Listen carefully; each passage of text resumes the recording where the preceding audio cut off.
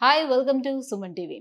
సాధారణంగా మనకి బట్టతల వచ్చినప్పుడు బట్టతలకి ట్రీట్మెంట్ కూడా మనకు అందుబాటులో ఉంది. హెయిర్ ట్రాన్స్‌ప్లాంటేషన్ ఉంది. సో, తిరిగి మళ్ళీ జుట్టుని తెప్పించుకోవడం కూడా సాధ్యమవుతుందని డాక్టర్స్ చెప్తూ వస్తున్నారు. సో, ఈ మధ్య కాలంలో మనం చూస్తే పేనుకొరుకుడు సమస్య. ఇది చిన్న పిల్లల్లో సైతం కూడా ఈ మధ్య కనిపిస్తుంది. సో, పేనుకొరుకుడులో ఏంటంటే ఈ తలపైన వచ్చేటువంటి ఆ ప్యాచెస్‌లో కూడా మళ్ళీ తిరిగి జుట్టుని తిరిగి తీసుకురావడం సాధ్యమవుతుందా? అసలు దీనికి ఏమన్నా ట్రీట్మెంట్స్ అందుబాటులో ఉన్నాయా లేదా? ఈ విషయాలపై మాట్లాడేందుకు మనతో పాటు ఉన్నారు. కేహ స్కిన్ అండ్ హెయిర్ క్లినిక్ నుంచి డాక్టర్ దుర్గా కళ్యాణి గారు. Hello ma'am. హలో. మ్యామ్, సాధారణంగా బట్టతల వంశపారంపర్యంగా వస్తుంటుంది. ఈ మధ్య కాలంలో మనం చూసుకుంటే పొల్యూషన్ వల్ల కూడా బట్టతల వస్తుంది. తిరిగి ఆ బట్టతల మీద హెయిర్ మొలిపించడం కూడా సాధ్యం అవుతుంది. అవును. ఓకే. సో, దాని మీద చాలా మందికి అవగాహన అయితే వచ్చింది. బట్ వెరాజ్ ఈ పెయిన్ కొరుకుడు సమస్య ఏదైతే ఉంటుందో అక్కడ ప్యాచెస్‌గా ఏర్పడిపోతుంది కదా! ఎందుకు వస్తుంది? ఫస్ట్ ఆఫ్ ఆల్ రీజన్స్ అయితే తెలియచేయండి. అండ్ తర్వాత ఆ ప్లేస్‌లో అసలు మళ్ళీ తిరిగి మళ్ళీ హెయిర్ రావటానికి ఎంతవరకు సాధ్యం అవుతుంది? యాక్చువల్‌గా అలోపేషియా ఏరియేటా అంటారు ఈ కండిషన్‌ని. పెయిన్ కొరుకుడు అంటారు కదా తెలుగులో. చాలా మంది ఏమనుకుంటారంటే ఎక్కువ పెయిన్‌లు హెడ్ లైస్ ఉండడం వల్ల ఇది వస్తుంది అనుకుంటారు. But okay. It is a misnomer అన్నమాట. పెయిన్‌ల వల్ల అది రాదు. ఒక ఆటో ఇమ్యూన్ కండిషన్ అది. అంటే ఇప్పుడు మనకి షుగర్ గానీ, థైరాయిడ్ గానీ ఎలా అయితే ఆటో ఇమ్యూనిటీ వల్ల వస్తాయో ఇది కూడా అలా వస్తుందన్నమాట. ఓకే. అంటే మన own body immune cells by mistake hair సెల్స్‌ని అటాక్ చేస్తాయి. So, okay. దానివల్ల అక్కడ హెయిర్ అనేది పోతుంది. సో, హుహు. కొంతమందికి ఆ ప్యాచీ లాస్ అనేది స్కాల్ప్ వరకు ఉండిపోతుంది. కొంతమందికి బియర్డ్, కొంతమందికి హోల్ బాడీ కూడా హెయిర్ లాస్ అయిపోతూ ఉంటుందన్నమాట. ఓకే. సో, ఇవి చాలా కేటగిరీస్ ఉంటాయి. అంటే అలోపేషియా ఏరియేటా అంటే ఒక ఏరియాలో, యూనివర్సాలిస్ అంటే మొత్తం బాడీ అంతా, టోటాలిస్ అంటే మొత్తం స్కాల్ప్ అంతా హెయిర్ అనేది పోతూ ఉంటుంది. ఓకే. సో, అంటే ఇది వన్స్ ఒక దగ్గర స్టార్ట్ అయితే అది మొత్తం అంతా కూడా పెరిగిపోతూ అలా ఉంటుంది. పెరిగిపోతుంది. అన్ని హెయిర్ సెల్స్ ని అటాక్ చేస్తూ ఉంటాయి ఇమ్యూన్ సెల్స్ అనేవి. హుహు. సో, ఒక చోట స్టార్ట్ అయ్యి అది మనం కంట్రోల్ చేయలేకపోతే, అంటే ఎందుకు వస్తుంది అని తెలుసుకోకపోతే ఇంకా పెరిగిపోతూ ఉంటుంది. ఓకే. మెయిన్ మనకు ఆటో ఇమ్యూన్ కండిషన్స్ ఇందాక అనుకున్నట్టు డయాబెటీస్ కానీ, థైరాయిడ్ కానీ ఎందుకు వస్తాయి? స్ట్రెస్ కానీ, జెనెటిక్ ఫ్యాక్టర్స్ కానీ, మన ఫుడ్ ఇంటేక్ సరిగ్గా లేక, ఒబెసిటీ వల్ల, అండ్ మెయిన్ స్ట్రెస్ వీటన్నిటికీ రీజన్. సో, ఇది కూడా అంతే, స్ట్రెస్ తో ఎక్కువగా వస్తుంటుంది. సో, మనకి చిన్నపిల్లల్లో కూడా చూస్తూ ఉంటాం. వాళ్ళకైతే వైటమిన్ డెఫిషియన్సీ, జెనెటిక్ ఫ్యాక్టర్స్ ఏమన్నా ఉంటే వచ్చే ఛాన్స్ ఉంటుంది. ఓకే. జెనెటిక్ ఫ్యాక్టర్స్ నుంచి కూడా వస్తుంది. సో, మనం ఫస్ట్ రీజన్ తెలుసుకుంటే దాన్ని కంట్రోల్ చేస్తే ఇది ఈజీ కంట్రోల్ చేయడం. అసలు మనకి రీజనే తెలియదు, ఎందుకు వస్తుందో తెలియట్లేదు, అప్పుడు హెయిర్ పోతూనే ఉంటుంది అనమాట. సో, ఎక్కువగా ఇది అంటే కాస్మెటిక్ అపియరెన్స్ కన్నా సైకలాజికల్ గా చాలా స్ట్రెస్ ఉంటుంది వచ్చినప్పుడు. ఎందుకంటే అంతా జుట్టు ఉంటది, ఎక్కడో ఒక ప్యాచ్ కనిపిస్తూ ఉంటుంది, అది చూడ్డానికి కూడా బాగుండదు. కాబట్టి పిల్లలైతే ఎక్కువగా సైకలాజికల్ గా చాలా ఇంపాక్ట్ వాళ్ళ పైన పడిపోతూ ఉంటుంది. అంటే చాలా వరకు ఊర్లలో చూస్తూ ఉంటాము అలాంటి వచ్చేటప్పుడు. లైక్ కొన్ని రకాల మెడిసిన్స్ తీసుకుంటుంటారు, ఆయుర్వేద మెడిసిన్స్ అని,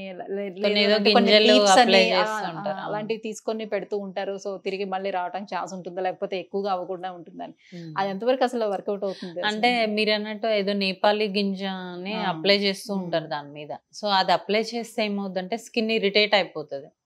ఇరిటేట్ అయ్యి చాలా పస్ లీజన్స్, అక్కడ స్కిన్ అంతా డ్యామేజ్ అవ్వడం అట్లా జరిగి దాని తర్వాత హెయిర్ వస్తుంది అనేది వాళ్ళ నమ్మకం. సో, కానీ అలా అప్లై చేయడం వల్ల ఏంటి, అదర్ స్కిన్ కండిషన్స్ ఇట్లాంటి ఇరిటెంట్ కాంటాక్ట్ డర్మటైటిస్లు, ఎగ్జిమాలు, ఎక్కువగా పస్సున్న లీజన్స్ రావడం, ఇన్ఫెక్షన్స్ రావడం అనేది జరుగుతుంది. సో, అట్లాంటి రెమెడీస్ ఫాలో అవ్వకుండా ఉంటేనే బెటర్. సో, ఆ ప్లేస్ లో ఏమైనా ఇరిటేషన్ లైక్ అలాంటిది ఏమైనా ఉంటుందా? వాళ్ళకి ఏముండదు, సిమ్టమాటిక్ ఉంటుంది. ఇచ్చింగ్ కానీ అసలు ఉందని కూడా చాలా మందికి తెలియదు. వాళ్ళు సెలూన్కి వెళ్ళి హెయిర్ కట్ చేస్తున్నప్పుడు వాళ్ళు చెప్తే తప్ప వీళ్ళు సెల్ఫ్ గా నోటీస్ చేసుకోవడం అనేది ఉండదు. మదర్స్ ఒకవేళ చూస్తే అలా చెప్పడము, లేదంటే సెలూన్ వాళ్ళు చెప్పడం తప్ప మనకి సెల్ఫ్ గా అరే ఇక్కడ ఏదో సెన్సేషన్ ఉంది అట్లాంటిది ఉండదు. కంప్లీట్ గా అసిమ్టమాటిక్. ఓకే. సో, స్కాల్ప్ కింద ఉన్నటువంటి ఆ కణాలన్నీ కూడా డెడ్ అయిపోతాయా, లేకపోతే నార్మల్ గానే ఉంటాయా? తిరిగి అక్కడ మళ్ళీ హెయిర్ తెప్పించడానికి అవుతుందా? మళ్ళీ హెయిర్ అనేది తెప్పించుకోవచ్చు. ఫస్ట్ కాజ్ తెలుసుకోవాలి, తర్వాత number of patches, size of the patches ని బట్టి మనం ట్రీట్మెంట్ చేయడం ఉంటుంది. ఫస్ట్ టాపికల్ ట్రీట్మెంట్సే ఇస్తాం మనం. అంటే లైక్ టాక్రోలిమస్ ఇలాంటి క్రీమ్స్, కొన్ని స్టెరాయిడ్ క్రీమ్స్ ఇవ్వడం వల్ల హెయిర్ వచ్చేస్తుంది. దాంతోపాటు సపోర్టింగ్ ట్రీట్మెంట్గా కొన్ని హెయిర్కి సంబంధించిన వైటమిన్స్, సప్లిమెంట్స్, బయోటిన్ ఇట్లాంటివి ఇవ్వాల్సి ఉంటుంది. అది కూడా అయిపోయి ఇంకా రాలేదు అనుకున్నప్పుడు వాళ్ళకి ఇంజెక్షన్స్ ఇవ్వడం ఉంటుంది. ఇంట్రాలీషనల్ ఇంజెక్షన్స్ అని ఉంటాయి. అవి ఇవ్వడం వల్ల కూడా ఏదైతే డెడ్ అయిపోయాయో అక్కడ హెయిర్ సెల్స్ వాటిని యాక్టివేట్ చేయడం జరుగుతుంది.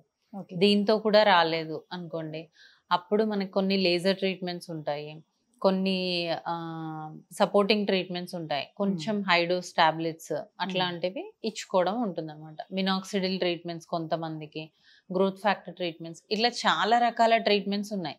అందరికీ ఇది చేస్తే వస్తుంది అనేది ఉండదు.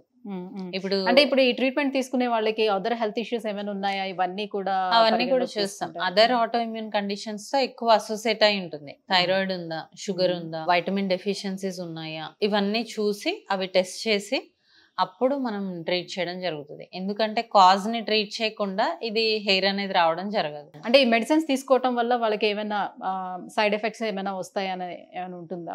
లేదు, అంటే అదర్ హెల్త్ కండిషన్స్ ఉంటే దాన్ని బట్టే మెడిసిన్స్ ఇవ్వడం జరుగుతుంది. ఇప్పుడు సపోజ్ వాళ్ళకి షుగర్ కానీ బీపీ కానీ ఉంటే కొన్ని స్టెరాయిడ్స్ అనేది ఇవ్వకుండా ఉండాలి. అలాంటివి మనం చూసుకొని వాళ్ళ అదర్ హెల్త్ సిచ్యువేషన్స్ ఏంటని చూసుకొని ఇవ్వడం జరుగుతుంది. అయితే అందరూ ఒకదానికే రెస్పాండ్ అవ్వరు. ఇప్పుడు కొంతమంది ఆయింట్మెంట్స్ తోనే వాళ్ళకి వచ్చేస్తుంది ఫుల్ గా హెయిర్, కొంతమందికి ఎన్ని ట్రీట్మెంట్స్ చేసినా రాదు. సో దాన్ని స్టడీ చేస్తూ ఓపిక్గా, వాళ్ళకి ఓపిక ఉండాలి, మనకి ఉండాలి. ఎందుకంటే కొంతమందిలో ఇట్స్ టైం టేకింగ్ ప్రొసీజర్ అన్నమాట. అంటే ఇప్పుడు ఫుల్ బాడీ హెయిర్ పోయింది అనుకోండి, 6 months to 1 year కూడా పట్టచ్చు రిజల్ట్స్ రావడానికి. సో దాన్ని ఫాలో అప్ చేస్తూ వాళ్ళకి ఎలా అయితే ఉంటుంది హెయిర్, అంటే రిజల్ట్స్ ఎలా అయితే ఉంటున్నాయో దాన్ని బట్టి మనం కూడా ఫాలో చేయాల్సి ఉంటుంది. సో ట్రీట్మెంట్ జరుగుతుండేటప్పుడు వాళ్ళు తీసుకోవాల్సినటువంటి ప్రికాషన్స్ ఏంటి? సన్ కి ఎక్స్పోజ్ కాకూడదు, అలాంటివి ఏమైనా కండిషన్స్ అలాంటివి ఉండవు. ప్రాపర్ తీసుకునే డైట్ లో కూడా ఏమైనా చేంజెస్ చేసుకోవాలా? ప్రాపర్ ఫుడ్ మాత్రం తీసుకోవాలి. అంటే vitamin rich food, mineral rich food, hair కి కావాల్సిన ప్రోటీన్. అంటే చాలా మంది ఏంటంటే ఎక్కువగా ఇమ్యూనిటీ తక్కువ ఉన్న వాళ్ళలో ఇది వస్తుంది, చిన్నపిల్లల్లో అందుకే వస్తుంది. సో వాళ్ళకి మనం B12 రిచ్ ఫుడ్ కానీ, ఈ బయోటిన్ రిచ్ ఫుడ్ కానీ, ఎక్కువ ప్రోటీన్ ఇంటేక్ కానీ ఉండేలాగా, అంటే లైక్ నాన్ వెజ్ కానీ, leafy vegetables, nuts and seeds ఇవి ఇంక్లూడ్ చేసుకొని స్ట్రెస్ తగ్గించుకొని నిద్ర సరిగ్గా ఉండి ఇవన్నీ చూసుకోమని చెప్తాం. లైక్ ఇప్పుడు సమ్మర్ ఉంది, సమ్మర్ టైంలో నేను ట్రీట్మెంట్ తీసుకునేటప్పుడు బయటన తిరుగుతాం చేస్తాము. సో ఆ డస్ట్ కానివ్వండి, స్వెట్ కానివ్వండి, ఇదంతా ఉంటుంది కదా. సో వాళ్ళు ఏమైనా ప్రికాషన్స్ తీసుకోవాల్సి ఉంటుందా? లేకపోతే హెడ్ బాత్ చేసేటప్పుడు ఎన్ని రోజులకు ఒకసారి చేసుకుంటూ ఉండాలి? ఎట్లా నీట్ గా పెట్టుకొని ఉంచుకోవాలి? అలాంటి బయటికి వెళ్ళకూడదు, అలాంటి ప్రికాషన్స్ ఏం అక్కర్లేదు. బట్ హెయిర్ వాష్ మాత్రం రోజు క్రీమ్స్ అప్లై చేస్తారు కాబట్టి మనలాగా లాంగ్ హెయిర్ ఉండి వాళ్ళు రోజు హెయిర్ వాష్ చేయకపోతే ఓకే. బట్ జెంట్స్, మేల్స్ ఎవరైతే ఉంటారో వాళ్ళని ఎవ్రీడే హెయిర్ వాష్ చేసుకోవాలి, కొంచెం స్కాల్ప్ నీట్గా పెట్టుకోవాలి, టైంకి ఆయింట్మెంట్ అప్లై చేసుకోవాలని చెప్పడం జరుగుతుంది. ఫీమేల్స్ అయితే 2 or 3 వీక్ హెయిర్ వాష్ చేసుకుంటే సరిపోతుంది. సో మాక్సిమం ఎన్ని మంత్స్ వరకు ట్రీట్మెంట్ నడవచ్చు? ఇప్పుడు కొంతమందికి 15 days లోనే హెయిర్ వచ్చేస్తుంది. క్రీమ్స్ పెట్టేస్తే వెంటనే హెయిర్ అనేది స్టార్ట్ అయిపోతుంది.